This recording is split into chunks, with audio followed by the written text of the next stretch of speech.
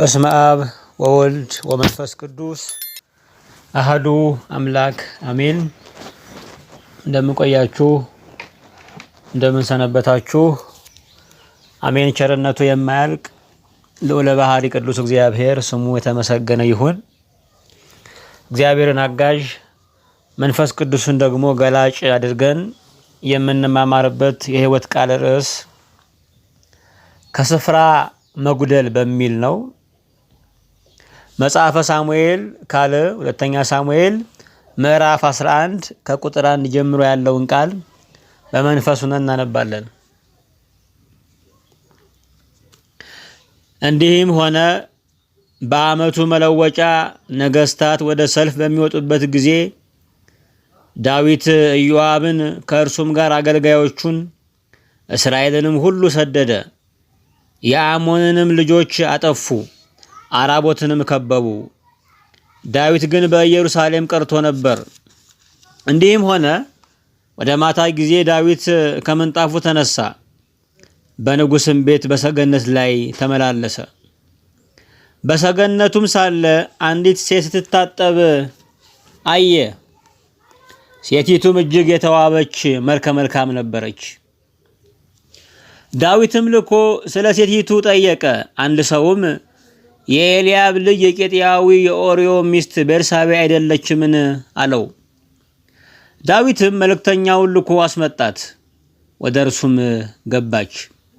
ከርኩሰቷም ነጽታ ነበርና ከእርሷ ጋር ተኛ። ወደ ቤቷም ተመለሰች። ሴቲቱም አረገዘች።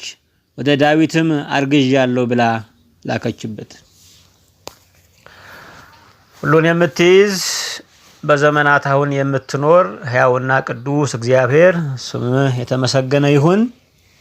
አቤቱ አምላካችንና መድኃኒታችን ኢየሱስ ክርስቶስ ቃልን የምትገልጽና የምታብራራ ለዘመናት ሁሉ ደግሞ መልእክት ያለ ቅዱስና ሕያው እግዚአብሔር ለዘመናችን ያለን መልእክት ደግሞ እንድትሰጠን በዚህ ታሪክ ውስጥ ደግሞ ያለው የሕይወት ርዕስ እንድታካፍለን አቤቱ እንማጸንሃለን። ጌታ ሆይ ሰው ካከበረው አንተ ያከበርከው ይበልጣል። ሰው ካጸደቀው አንተ ያጸደቅከው ይበልጣል። ሰው ካየው አንተ የተመለከትከው ይልቃልና እናመሰግንሃለን። በሰው ዘንድ ብንከብርም በአንተ ፊት እንዳንዋረድ፣ በሰው ፊት ታላቅ ሆነን በአንተ ፊት ታናሽ ምናምንቴዎች እንዳንመስል፣ ሰዎች ሁሉ አውቀውን በአንተ ፊት ደግሞ የማንታወቅ እንዳንሆን አቤቱ ሕይወታችን በስም የተባረከ ይሁን። ቸርሶን ወዳጅ ቅዱስ እግዚአብሔር የምንኖርበት ርዕስ እንድትሰጠን ሕይወታችን በአንተ የታየ እንዲሆን ጽድቃችን ለአንተ እንዲሆን አቤቱ እንማጸንሃለን። ከስፍራ እንዳንጎድል ስፍራችን ደግሞ አንተ እንድትሆን እንማጸንሃለን። ቅዱስ እግዚአብሔር ጉባኤያችን እንድትባርክልን እንጠይቃለን። ለእኛ ለምናስተምረው ማስተዋልን፣ ጥበብን፣ የሕይወትን ቃል ትርጉም ለሚሰሙ ደግሞ ለባሪያዎቹ ማስተዋልን የሕይወት መርህን ደግሞ እንድታድላቸው መጽናናትን ደግሞ እንዲያገኙ አቤቱ እንማጸንሃለን። የእግዚአብሔር አብ ፍቅር፣ የጌታችን የኢየሱስ ክርስቶስ ጸጋ፣ የመንፈስ ቅዱስ ኅብረት ከሁላችን ጋር ይሁን፣ አሜን። ከስፍራ መጉደል በሚል ርዕስ ነው የምንማማረው። ስፍራ እግዚአብሔር ያስቀመጠን እግዚአብሔር ይሆንላችኋል ብሎ ያስቀመጠበት የሕይወታችን መርከብ ነው።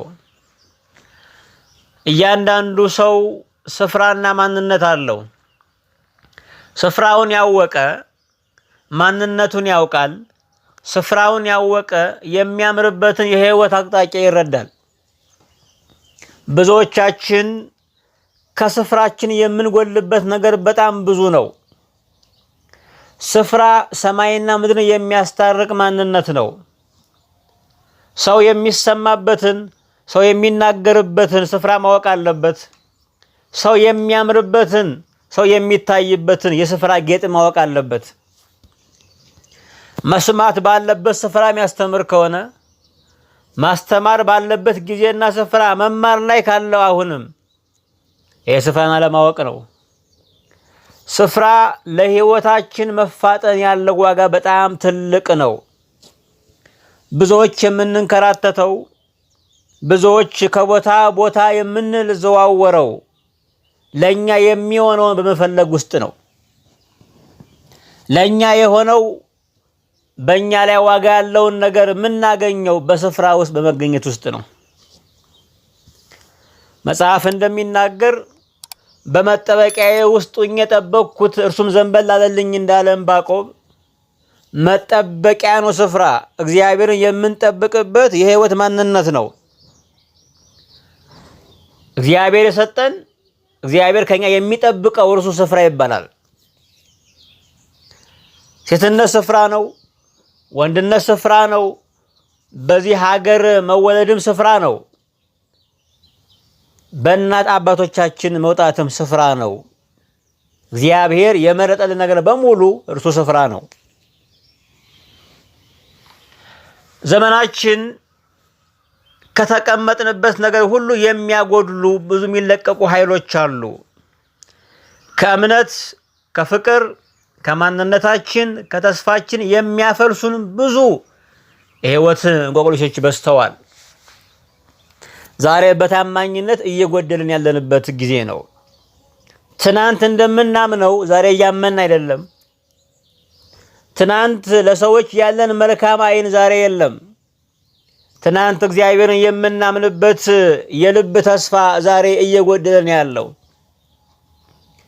በየቀኑ ባንሰርቅም፣ በየቀኑ ባንዘሙትም፣ በየቀኑ ግን ከስፍራ እየጎደልን እንገኛለን። ከታማኝነት ስፍራ፣ ከፍቅር ስፍራ፣ ሰውን በመልካም አይን ከማየት ስፍራ እየጎደልን እንገኛለን።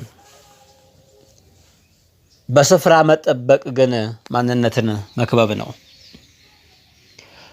ዳዊት እግዚአብሔር እንደ ልብ ያለው ሰው ነው።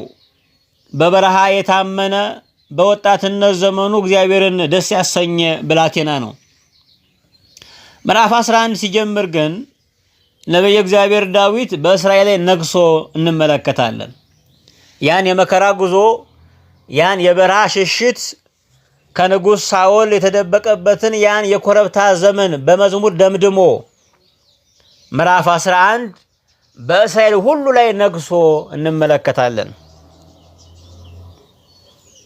እንዲህም ሆነ ይላል፣ በዓመቱ መለወጫ ጊዜ ነገሥታት ወደ ሰልፍ የሚወጡበት ጊዜ ነው። በዚያ ጊዜ ግን ዳዊት ሰራዊቱን ሁሉ ልኮ በኢየሩሳሌም ቀርቶ ነበር። ጊዜው ወቅቱ በዚያ ስፍራ የሚያስቀምጠው አይደለም። በመውጣት ጊዜ ነው ዳዊት የቀረው። በመውጣት ጊዜ የሚገቡ በመግባት ጊዜ ደግሞ የሚወጡ ስኬትን፣ ሰላምን፣ ረፍትን፣ ጽድቅን አያገኙም። ለእያንዳንዱ ነገር ጊዜና ውበት አለው። የዓመት መለወጫ ነው። ወይኑ የደረሰበት ጊዜ ነው። ጎተራ የሞላበት ጊዜ ነው። መንገድ ደርቆ ወደ መዝመት መንገዱ ሁሉ ለዘመቻ የሚያጓጓ የነበረበት ጊዜ ነው። ነገሥታት አይቀመጡም። በዚህ ወቅት ወደ ሰልፍ የሚወጡበት ጊዜ ነው። ዳዊት ግን ብዙ በረሃ ስለተጓዘ ከብዙ ጉዞ ስለተመለሰ ለማረፍ ፈልጎ ይሆን ወይ ደግሞ ያለበት አካባቢ ሆኖ መረጃ መቀበልን ፈልጎ ይሆን ወይ ደግሞ ምቾት ስለጀመረ አብሮ መዝመትን ተሰላችቶ ይሆን አይታወቅም። ግን በእስራኤል እንደቀረ መጽሐፉ ይነግረናል። ንጉሥ ዳዊት በኢየሩሳሌም ስለቀረ ቀጣዩ ጉዞ በሙሉ የመቅረት ጉዞ ሆኖበታል። ከእግዚአብሔር መቅረት፣ ከታማኝነት መቅረት፣ በእያንዳንዱ ነገር መጉደል ደርሶበታል። እስራኤላውያን፣ ይሁዳ፣ እግዚአብሔር ታቦት፣ ጀነራሎች ሁሉም ወደ ስፍራው ሰዷል። እሱ ግን ከስፍራው ጎሏል።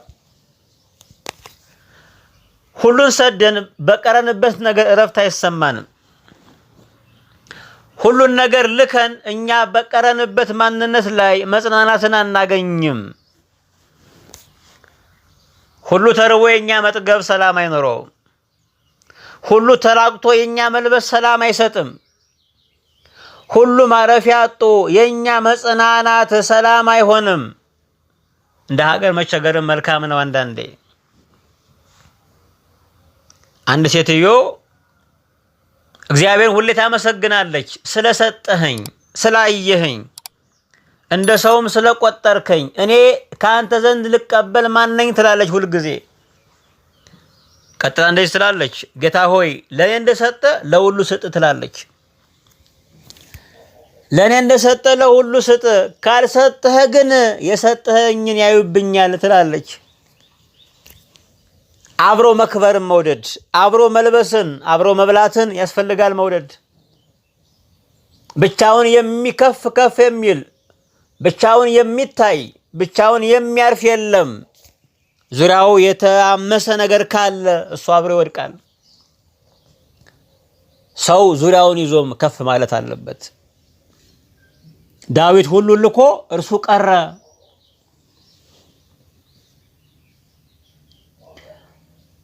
በጫካ በዱር በበረሃው በጦርነት ድል እየመጣ ነው። አሞራውያንን እያሸነፉ ነው።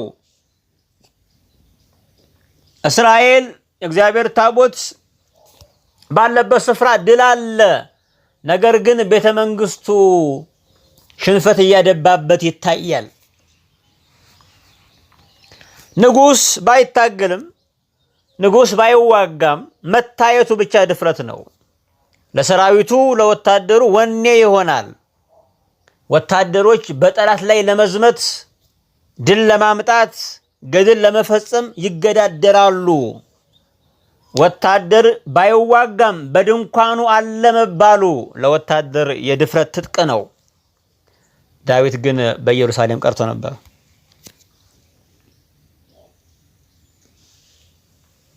ቀጥሎ እንደዚህ ይላል፣ እንዲህም ሆነ ወደ ማታ ጊዜ ዳዊት ከምንጣፉ ተነሳ፣ በንጉሥም ቤት በሰገነት ላይ ተመላለሰ ይላል።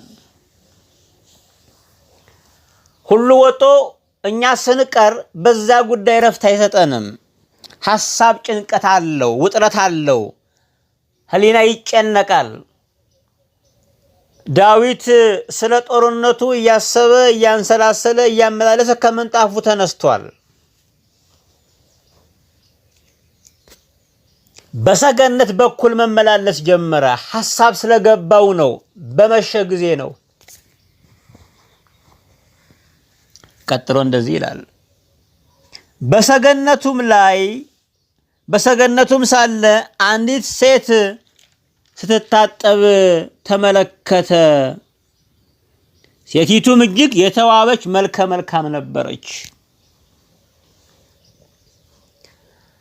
ዳዊት ከስፍራው ስለወደለ ከስፍራው ስለታጣ የማይታይ ነገር እየተመለከተ ነው።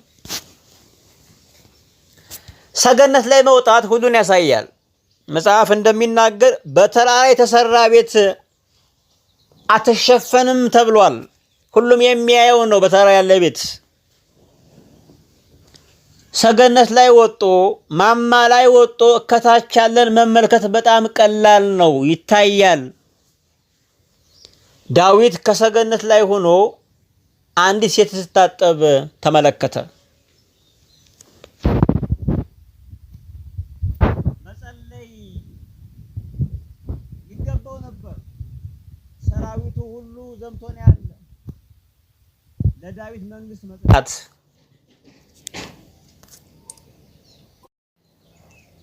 የተንከራተቱ ናቸው። ለዳዊት መንግስት መጽናት ራሳቸውን ዋጋ ያስከፈሉ ናቸው። ስለነሱ መጸለይ ይገባው ነበር። እግዚአብሔርን መንገዳቸውን እንዲመራ ሰልፋቸውን እንዲያጠነክር በጠላት ላይ መጸለይ ይገባው ነበር። ነገር ግን ከምንጣፉ ተነስቶ መመላለስ ጀመረ። በዳዊት ልብ ውስጥ በጣም ልል ሐሳብ ነበር የሚመላለሰው። ምክንያቱም ከዛ ሐሳብ ነጥቆ እሷን ያሳየው በውስጡ ያለው ሐሳብ ትንሽ መሆኑ ነው። በውስጣችን የምናንሰላስለው ሐሳብ በጣም ጥልቅ ከሆነ ዙሪያችን የሚታየው እንኳን አይታየንም።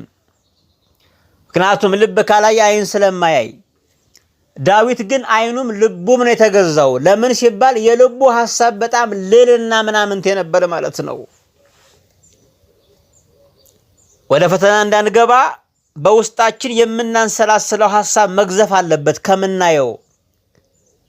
በውስጡ የእግዚአብሔርን ቃል ቢያንሰላስል ዘማሪ ነው፣ ድንቅ ዘማሪ እየዘመረ ቢመላለስ እግዚአብሔርን አምልቶ ቢያስብ አይኑ ተሻግሮ ያወድቅም ነበር። የዳዊት አይን ግን ከሰገነቱ ላይ ሆኖ ወደ ታች ቁልቁል ይመለከት ጀመር።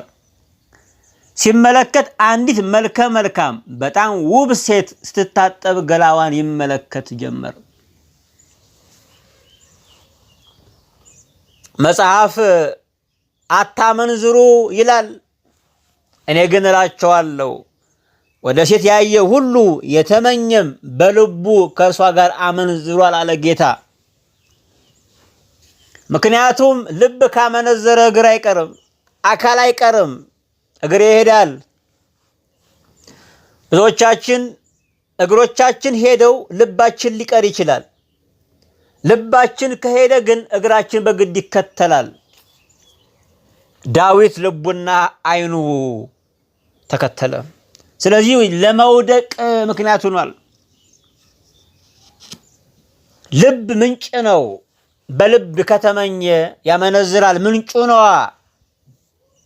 በአይን የገባ ነገር ልብን ይማርካል። ልብን የማረከ ደግሞ አካልን ይገዛል። አካልን የገዛ ደግሞ ስሜትን ይቆጣጠራል። ስሜት ሲገዝፍ ደግሞ ለመውደቅ ይነሳሳል። ዳዊት ከሰገነት ላይ ሆኖ ወደቀ። በመሸ ጊዜ ነው። በማታ ይቺ ሴት በመሸ ጊዜ ሰው ሁሉ ለአይኑ ድንግዝግዝ በሆነበት ጊዜ ነው የወጣችው። ሰዎችን ለማሳት ዓላማ የላትም። መልከ መልካም እንደሆነ ታውቃለች። ውበቷ ለቤቷ ነው፣ ክብሯ ነው። በማንም ላይ ፈተና ለመሆን አልወጣችም። በመሸ ጊዜ ነው የወጣችው። ከሰገነቱ የወደቀው እርሱ ነው፣ እሷ አይደለችም። እሷ ለመታየት ንጉሱን ለማማለል ለመታየትና ሰውን ለመጥለፍ የወጣችው ቁንጅናዋን እንደ መጥለፍ የተጠቀመች አይደለችም። ነገር ግን ከሰገነቱ ነው ወደቀ ዳዊት። ቁንጅና እንደዚህ ነው። ውበት በእግዚአብሔር ቃል ካልታሽ ብዙዎችን የሚጠልፍ ነው። ዛሬ ብዙ ቆንጆዎች ሰገነት የሚያሳዱ ናቸው። ዛሬ ብዙ መልከ መልካሞች ከሰገነት ላይ ሰውን ለማውረድ የሚጥሩ ናቸው። በዝና ማማ፣ በገንዘብ ማማ፣ በእውቀት ማማ ያሉ ሰዎችን ለመጥለፍ የወጣ ቁንጅና በጣም ብዙ ነው። ምናየው ነው። በዘመናችን ብዙ ሴቶች ተኳኩለው ተለባብሰው ካፌ ለካፌ ነው የሚዞሩ፣ ሬስቶራንት ለሬስቶራንት ነው የሚዞሩት ያለ ስራ። ለምን ሲባል ለመታየት ነው። ማየት መጠለፊያው ነው ለወንድ ልጅ። ወንድ ያየው ይጠልፈዋል፣ ሴት ደግሞ የሰማችው ይማርካታል። ሴት ልጅ ፍጥረቷን መታየት ነው። ዳዊት ከሰገነት ሆኖ አንዲት መልከ መልካም ማየት ጀመረ። የሴት ልጅ ቁንጅና እግዚአብሔርን ማወቋ ነው። ሴት ልጅን ስትፈልግ እግዚአብሔር አላት ወይ ነው መለኪያው። ምክንያቱም ቁንጅና እስከ በር ድረስ የሚያደርስ ነው። የትዳር መስፈርቱ የሚያኖር ማንነት ነው። እሱም የእግዚአብሔር ቃል ነው። እግዚአብሔር የሚያውቅ ሰው ያኖርሃል። ታላቁን ያከበረ በታናሹ ስለማይታማ። እግዚአብሔር የሌለው ሰው ግን ላንተም አይሆንም። እግዚአብሔር አላት ወይ ነው ትልቁ መስፈርት፣ እሱ ነው።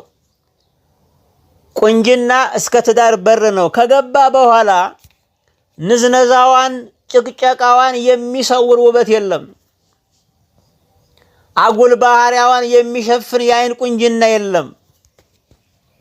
ያ የተዋበ ገላዋ የተዋበ ቆዳዋ እየጠቆረብ ይመጣል በልብህ። ምክንያቱም የሚታየው ማንነቷ ነው ገዝፎ። የውስጧ ባህሪ መልኳን ሁሉ ይሸፍንብሃል። ስለዚህ መለኪያው እግዚአብሔር አላት ወይ ማለት ነው። ዳዊት ሁሉን ሸኝቶ ስለቀረ አንዲት መልከ መልካም ሴት ተመለከተ። ምኞት በጣም ትልቅ ነገር ነው። የአይን ምኞት ነው። ምኞት ማለት ያለን ነገር እያስጣለ የሌለን ነገር እያገዘፈ የሚያሳይ አጉል መነጽር ነው። በምኞቱ ያልተነደፈ ሰው የለም። ካለንበት ስፍራ ትልቁ ያሳጣን ነገር ምኞት ነው። ምኞት ባላጋራ ነው፣ ሲታገለን የሚውል ነው። ምኞት ያልተገራ ፈረስ ነው። ምኞትና ያልተገራ ፈረስ ጋላቢው እስካልወደቀ ድረስ አያርፉም። ምኞት እንደዛ ነው። የተመኘው ሰው እስኪጠለፍ ድረስ ሲያጓጓው ነው የሚውል። ያለውን ነገር እያረከሰ የያዘውን ነገር ምናምንቴ እያሰኘ የለበሰውን እንደ እርቃን እያስቆጠረ ዘመኑን እንደ ገለባ እያሳየ ሩቁን ያስመኘዋል። ያልታየው እንደጨበጠ ያቃዠዋል። የተመኘውን ሲያገኝ ደግሞ እንደገና ይመኛል። አዙሪት ይሆናል ህይወቱ። መመኘት ማግኘት፣ እንደገና መመኘት ማግኘት። የያዘው ሁሉ እንደገና ያስመኘዋል።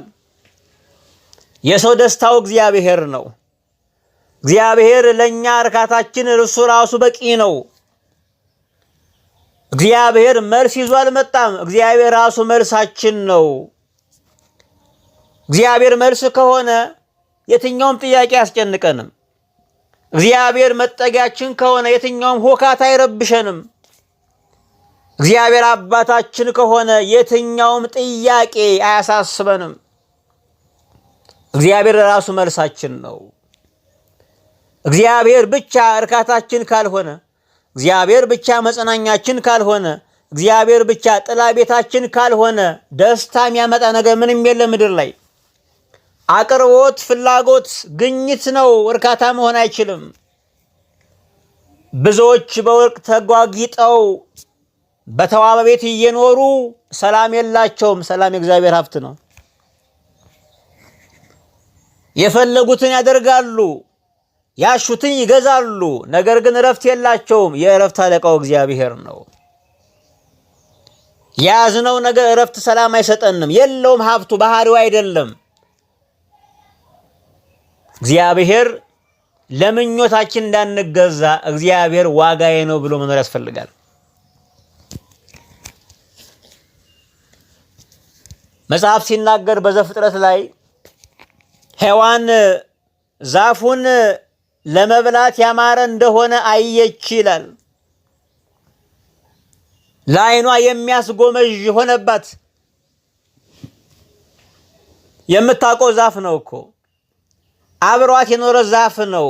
ነገር ግን ሰይጣን ምኞት ስለዘራባት ዛፉን እንደ ቀድሞ አይደለም የምታየው። ይህን ዛፍ በበላችሁ ጊዜ እንደ አምላክ ትሆናላችሁ አላት። እግዚአብሔርነት ቅጠል ተበልቶ የመጣ ይመስል፣ እግዚአብሔርነት ከዛፍ ተክል የበቀለ ይመስል፣ ምኞት ዓይንን የሚጋርድ ነው።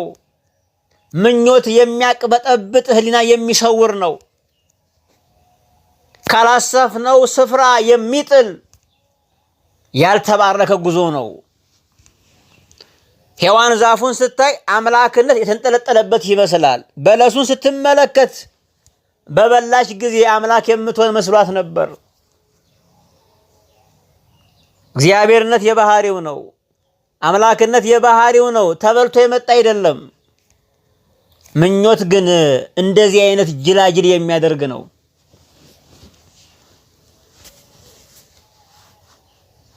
ምኞት ባሪያ የሚያደርግ ነው። እስረኛ የሚያደርግ ነው። ሔዋን ያን በለስ ሰይጣን ምኞት ዘራባት። የሰይጣን ትልቁ ዓላማ ይሄ ነው፣ ምኞትን መዝራት ነው። ሰይጣን፣ ዓለም፣ ስጋ ባህሪያቸው እንደዚህ ነው። ውስጣችን ላለው የህይወት እንቆቅልሽ እንዳንሰራ ለዛ እግዚአብሔር ላስቀመጠው ዓላማ እንዳንኖር ሰይጣን ምኞትን እየዘራ ያፈርሰናል ከስፍራችን። ዳዊት ባይኑ የገባው ምኞት ነው ሕይወትን በሙሉ ያንከራተተው።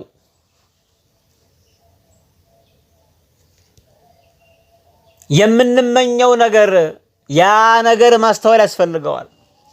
ለክፉም ለደጉም ምኞት ዋጋ ስላለው አዳምና ሔዋን ከስፍራቸው የጣላቸው ምኞታቸው ነው። ያለ አምላክነት ባህሪ አምላክነትን ፈለጉ። የተቀበሉትን ጸጋ የምድር ሁሉ ገዢ ነበሩ፣ የሰማይ ገዢ መሆንም ናፈቃቸው። ስለዚህ ሁሉን አጡ። እግዚአብሔር የሌለው ምንም የለውምና ምድርን ሁሉ ግዙ ተብለው ነበረ። ነገር ግን ምድር አልበቃቸውም። ሁለት ሰው ናቸው እኮ። አሁን የሁሉ ቢሊየን ሕዝብ እያለ ምድር ይስገበገባል። ያኔ ሁለት ናቸው። ምድር ሁሉ የነሱ ነበረ። አዳምና ሔዋን ምድር ሁሉ የነሱ ሆኖ ካደረኩ እኛ ዛሬ 4 በ4 ያለን ሰዎች በወደቀ ሥጋ የምንኖር ሰዎች ልንረካ አንችልም፣ ልናርፍ አንችልም። የትኛውም ስጦታ አያሳርፈንም። ያሳረፈን እግዚአብሔር ነው። ያሳረፈን ልጁ ነው። ሰው የሚያርፈው በጌታ በኢየሱስ ክርስቶስ ነው። ሌላ ረፍት፣ ሌላ ሰላም አያገኝም። የጥማታችን እርካታ፣ የሕይወታችን ምንጭ ኢየሱስ ክርስቶስ ነው። ሸክማችሁ የከበደ ወደ እኔ ኑ እኔም አሳርፋችኋለሁ አለ። ምንም ነገር አያሳርፈንም ከእርሱ ውጭ። ምንም ነገር ሰላም አይሰጠንም ከሰላም አለቃ ውጭ። እግዚአብሔር ለምድር የሰጠው የእረፍት ቋንቋ ልጁን ነው። እግዚአብሔር ለምድር የሰጠው የሰላም መስቀሉን ነው። ልጁ ሰላማችን ነው። ልጁ መጽናኛችን ነው። ልጁ ሁሉን ትተን የምንከተለው ማረፊያ ቤታችን ነው። እግዚአብሔር ሰላማችን ነው። ምኞት የሚያቅበጠብጥ ነው። ዳዊት ከስፍራው ተነቃነቀ። ሰገነቱ ስፍራውን ሊለቅ ነው። ያ የተከበረው ንጉሥ ባሪያ ሊሆን ነው። ዳኛው ወንጀለኛ ሊሆን ነው። ለምን? ምኞት ስፍራ ያለዋውጣል። ባሪያውን ንጉሥ፣ ንጉሥን ባሪያ ያደርጋል። አላያችሁም ዮሴፍን? ዮሴፍ ያ የመሰለ ባለሟል በንጉሱ ቤት ባለሟል ያለው የእሱ ሚስት ወደደችው፣ በግድ አለችው። ዮሴፍ ግን እንጸልይበትም አላላትም። አያስፈልግም። በኃጢአት ክርክር አያስፈልግም። በኃጢአት ስፍራ ላይ ቆሞ መደራደር አያስፈልግም።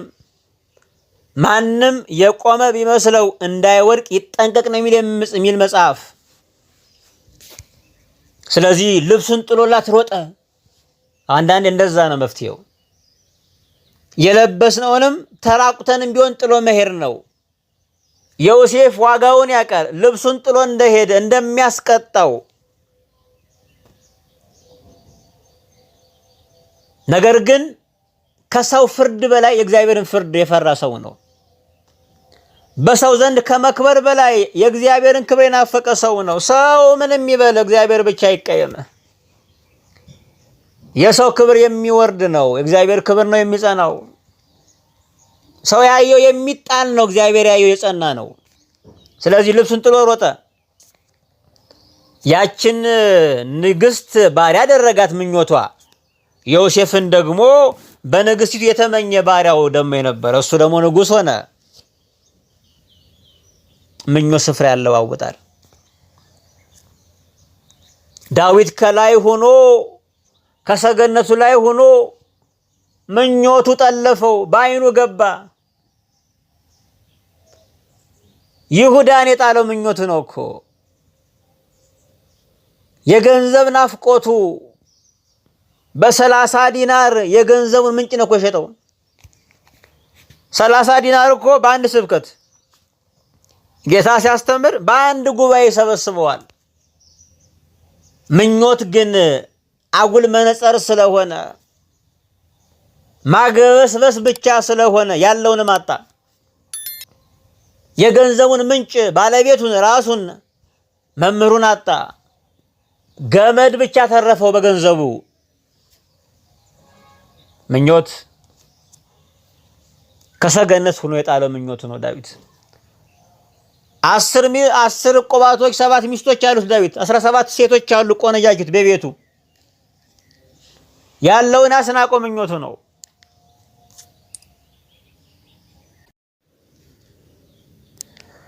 እሱ ነው ያለውን ያስናቀው ምኞቱ ነው የጣለው።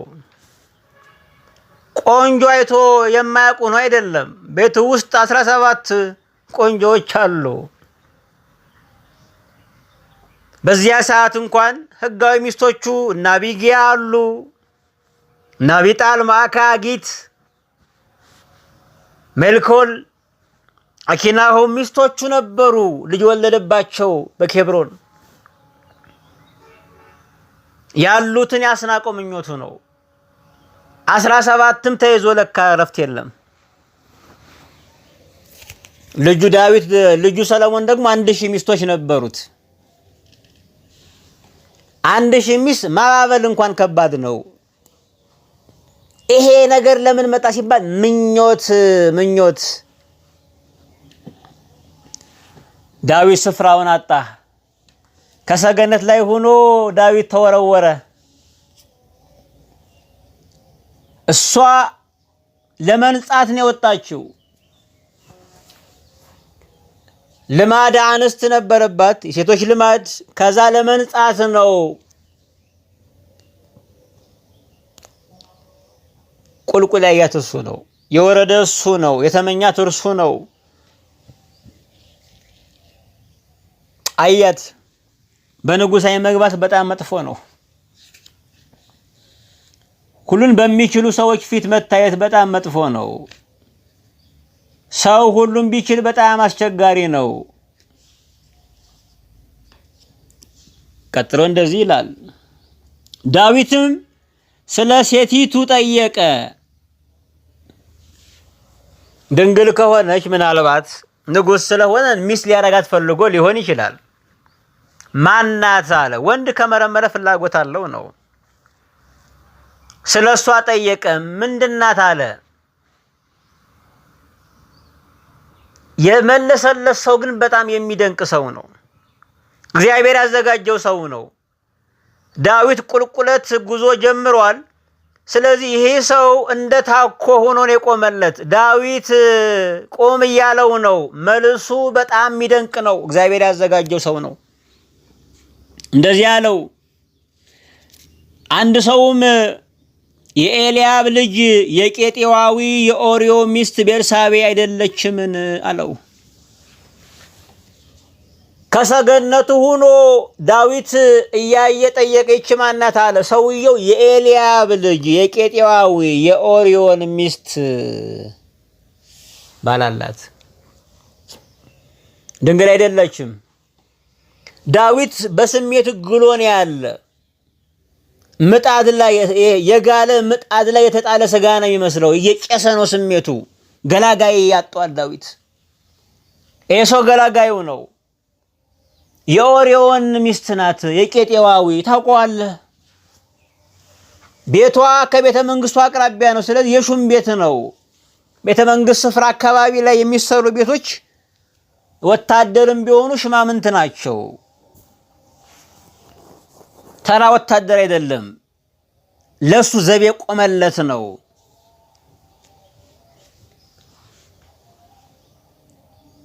የኦርዮ ሚስት ነች፣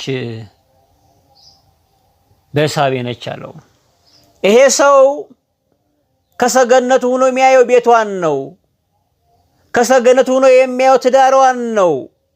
ዳዊት ግን የሚያየው ቁንጅናዋን፣ ውበቷን ነው። አተያየት የምናይበት መልክ እሱ በጣም አሳሳቢ ነው። እንዴት እንደምንድናይ መጠበቅ አለበት። አተያየታችን፣ አይናችን መጋረድ አለበት ከመጥፎ ነገር ላይ። በማታ ነው ያያት ዳዊት፣ በምሽት ጊዜ ነው ያያት፣ በመሸ ጊዜ ነው የሚለው ቃሉ። ከጨረቃው ጋር ነው ያያት። ብዙ ወንዶች የሚናገሩት ቃል አለ ሴቶችን ለማማለል፣ እንደ ጨረቃ የምታምሪ ይላሉ። የጨረቃን ውበት የሚያሰሳው ውበት አለሽ የሚሉ ሰዎች አሉ። መሸንገል ነው። ጨረቃውን አልፎ የሷን ውበት ተመለከተ ዳዊት። ይሄ ገላጋይ ገላገለው። ዳዊት ግን አንዴ አእምሮን ስቷል። ቤት ውስጥ እኮ 17 ቆንጆች እኮ አሉት። ዳዊትም መልእክተኛውን ልኮ አስመጣት። በቃ አንዴ ስለበረገገ፣ አንዴ መስመሩን ስለጣሰ፣ ከስፍራው ስለጎደለ ገላጋይ አጥቷል። እግዚአብሔርን ማሰብ አልቻለም ዳዊት። ከዚህ ስፍራ ምቾት በጣም ባለጌ ያደርጋል። ወደ እርሱም ገባች፣ ከርኩሰቷም ነጽታ ነበርና ከእርሷ ጋር ተኛ፣ ወደ ቤቷም ተመለሰች። ሴቲቱ የወጣችው ለመንጻት ነው። ከልማዳ አንስት ገላዋን ታጥባ ቀኗን ፈጽማ ነጽታለች። በነጻችበት ቀን ዳዊት አረከሳት። እንዴት ያለች ምስኪን ሴት ናት! በንጉሥ የተበደለች፣ ይግባኝ የማይባል ንጉሥ የበደላት፣ በነጻችበት ቀን የረከሰች፣ በደስታዋ ቀን መራራ ሐዘን የጨመረባት፣ ከተፈጥሮው ርኩሰት በውሃ ብትነጻም በውሃ ከማይነጻው የሰው ርኩሰት ደግሞ ገጠማት። በነጻችበት በዚያው ቀን ደግሞ ረከሰች። እረፍት አላገኘችም ይቺ ሴት። ንጉሥ አስጠርቶ የበደላት ሴት ናት። ዳኛው የበደላት ሴት። ዳኛው ሲበድል አስቸጋሪ ነው። የሚያጽናና ስፍራ ሲያቅበዘብዝ በጣም አስቸጋሪ ነው። አለኝ የምትለው ሰው ሲታጣ በጣም አስቸጋሪ ነው። አባት ያልከው ሰው በታኝ ሲሆን በጣም አስቸጋሪ ነው። እረኛ የተባሉ አባቶች በግ ነጣቂ ሲሆኑ በጣም አስቸጋሪ ነው። ዳኛው በደላት። በነጻችበት ቀን አረከሳት። ዳዊት አስጠራት። ምን አስባ ይሆን ንጉሥ ይጠራት? መቼም ንጉሥ ታላቅ ሰው ሲጠራን ብዙ ነገር ነው የምናስበው። የጠራን ሰው ማንነቱ ግዙፍ ከሆነ ትልቅ ነገር ነው የምናስበው። መቼም ወደ ቤቷም ተመለሰች። ሴቲቱም አረገዘች። ወደ ዳዊትም አርግዣለሁ ብላ ላከችበት። ዳዊት ለቅጽበታዊ ደስታው የደሃ ጎጆን ያፈረሰ፣ ዓለማዊ ደስታ ብናኝ ነው፣ የሚጠፋ ነው። በልባችን የሚቀረው መለኮታዊ ደስታ ነው። እግዚአብሔር የሰጠን በመልካም ጎዳና የሰፈርነው ደስታ እንጂ በብልጠት ያመጣነው ደስታ አይሰፍርም፣ አይቀመጥም፣ አይሰነብትም። ያለ ሐሳቧ የወደቀች ሴት ናት ቤርሳቤ። ሕጋዊ ባሏ እያለ የምትወደው ባሏ ለዳዊት መንግሥት መጽናት የዘመተ ወታደር ነው። ኦርዮ ለዳዊት መንግሥት መጽናት ይታገላል። ዳዊት ደግሞ የኦርዮን ቤት ያፈርሳል። አርግዣለሁ ብላ ላከች። ምክንያቱም በሕጉ መሰረት ያመነዘረ ሁለቱም በድንጋይ ተወግሮ ይሞታል። ስለዚህ ንጉሥ ስለሆነ በድሏት እንደገና ደግሞ እንዳትሞት በድንጋይ ውግረት ቢያንስ ከውግረቱ እንዲጠብቃት አሳሰበች። ዳዊት እንዳረገዘች ሰማ። አርግዣለሁ ጥንትም ወንዶች የሚያስደነግጥ አባባል ነው። ዳዊት ያደረገው ነገር ከዛ በኋላ ቁልቁለት ነው የተጓዘው። እሱም በቀጣይ ክፍል እንመለከታለን። ከስፍራ መጉደል፣ ከስፍራ መታጣት ነው ርዕሳችን። ዳዊት የቀረበት ጉዳይ ነው የጣለው። ከሁሉ ተለይቶ የወጣበት መልእክት ነው ያሰነፈው። ተለይቶ መታየት ለወንጭፍ ያደርጋል። ከሁሉ ተለይቶ ለመታየት የሚደክሙ ሰዎች ለመውደቅ የሚንደረደሩ ናቸው። እንደ ሕዝብ መቸገር ጥሩ ነው። ሁሉ ሲቸገር አብሮ መቸገር፣ ሁሉ ሲጨነቅ አብሮ መጨነቅ ጥሩ ነው። ራስን ብቻ ከልሎ ሰላምን ማስፈን አይቻልም። በሽታ ይዛባል፣ ነገር አብሮ ይዘምታል። ኑኃሚን በቤተልሔም ረሃብ ሲመጣ ተሰደደች ከልጆቿና ከባሏ ጋር። በስደት ሀገር በሞዓብ ልጆቿ ሞቱ፣ ባሏ ሞተ፣ ብቻዋን ተመለሰች። ሐዘንተኛ ነኝ አለች። ከሕዝብ ጋር አብሮ መቸገር መልካም ነው። ክፉን ቀን አብሮ መሻገር መልካም ነው። ዳዊት ብቻውን ታይቶ ብቻውን ከሰመ። የተነሳበት ስፍራን የጣለው ከምንጣፍ ተነስቶ ወደ ምንጣፍ ወደቀ። ሐሳቡ ምንጣፍ ላይ ከተነሳ ምንጣፍ ላይ ነው የሚወድቅ። የምንነሳበት ሐሳብ ነው የሚጥለን። መነሻው ነው መድረሻም የሆነው። የምንጣፍ ሐሳብ ይዞ ተነሳ፣ ምንጣፍ ላይ ወደቀ። ከጸሎት ቢነሳ ኑሮ መንገዱ ሁሉ ጸሎት ይሆን ነበር። ያየው የዓይኑ ምኞት አተያየቱ ጣለው። ለነገሮች ያለን እይታ እንዴት ነው? ዳዊት አተያየቱ የሰነዘረው የዓይን ፍላጎት ነው የጣለው። እህቶቻችን ስናይ በመመልክ ነው የምናያቸው። የሚያልፍ የሚያገድመውን ስናይ እንዴት ነው የምናይ? አተያየት መባረክ አለበት። የዓይኑ የጠለፈው ዳዊት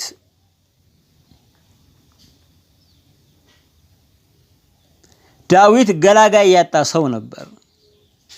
ገላጋይ ሰዎችን መስማት፣ ምክርን መስማት መልካም ነው፣ ላለመጠለፍ፣ ከስፍራ ላለመጉደል። ከልካዮቹን ሰብሮ ያለፈ ነው ዳዊት። የቤርሳቤ የኦርዮን ሚስት ናት ቤርሳቤ አለው። ትዳር አላት፣ ጎጆ አላት፣ ቤት አላት፣ ትቅርብ አለው። ዳዊት ግን ምክሩን ጥሶ ሄደ። ስሜታዊ ሰው ነበር።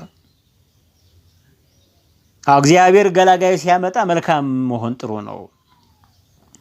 ሌላው መቻላችን አለመገሰጽ ነው። ዳዊት ሁሉን ስለሚችል ሁሉ ማድረግ የለበትም። ስለቻልን ሁሉም ማድረግ አይገባም። ብዙዎቻችን እውነት ነው አቅም አጠን ነው ጨዋ የሆን ነው። የአቅም ቢያገኝ ብዙ ሰው ባለጌ ነው የሚሆነው። ብዙዎቻችን እግዚአብሔር አቅም በመንሳት ነው ጨዋ ያደረገን። በበሽታ በድህነት በተለያየ ምክንያት ጎልቶ የሚወጣውን ክፉ ማንነታችን አንቆ ይዞታል። እግዚአብሔር መልካም ነው በዚህም እንጂ እኮ ትንሽ ሲርከፈከፍ ገንዘብ ስናገኝ ዝና ሲመጣ እውቀት ሲመጣ የሚያደርገን አናውቀውም። ስፍራ ነው የምናጣው። እግዚአብሔር በመንሳት ይባርካል። እግዚአብሔር በመስጠትም ይባርካል። እግዚአብሔር በጤንነት ይባርካል፣ በበሽታም ይባርካል። እግዚአብሔር በመሙላትም በማጉደልም ይባርካል። በመስጠትም በመንሳትም እግዚአብሔር ይባርካል። እሱ መንገዱ ብዙ ነው።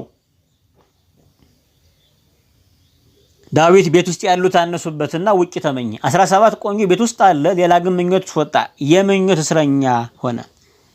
ያለውን ያላከበረ ቤተ መንግስት የጣለው ሰው ሆነ ዳዊት። ከጠላት ቢጠብቀውም ቤተ መንግስት ከራሱ አልጠበቀውም። ከራሳችን የሚጠብቀን እግዚአብሔር ነው። ከጠላት ከምን ብዙ ሊጠበቅ ይችላል። ሰራዊት ጠበቀው ከጠላቱ ዳዊትን። ሰራዊት ግን ከራሱ ሊጠብቀው አልቻለም። ከራሳችን የሚጠብቀን ልዑሉ እግዚአብሔር ነው። በልባችን ያለው መንፈስ ቅዱስ ነው። ከስፍራ መታጣት፣ ስፍራ እግዚአብሔር አየልን ነው። ስፍራ የታየንበት ነው። እግዚአብሔር ዳዊትን ከብዙ መከራ አውጥቶ በኢየሩሳሌም አከበረው። ባከበረው ስፍራ ግን እግዚአብሔርን ረሳ። እግዚአብሔር በስፍራችን ያኑረን። እንቀጥላለን። ክብሩ ለአምላካችን ይሁን። አቤቱ አምላካችን እናመሰግንሃለን። የምትባረክና የምትቀድስ ዘመናችን ሁሉ በፊት የታየ የተገለጠ ልዑል ሆይ እናመሰግንሃለን። ነገራችን በስም እንዲታይና እንዲታረምልን ያየህልን ደግሞ እንድንወርስ እንዳንጠለፍ ከማማው ደግሞ እንዳንወርድ ሰገነታችንን እንድንጠብቅ አቤቱ አንተ አግዘን። የሕይወት ራስ ኢየሱስ ክርስቶስ ነገራችን ሁሉ በስም የታየ የተባረከ ይሁን። እግዚአብሔር አብ ፍቅር፣ ጌታችን ኢየሱስ ክርስቶስ ጸጋ፣ መንፈሱ ደግሞ ኅብረት ከኛ ጋር ይሁን። አሜን።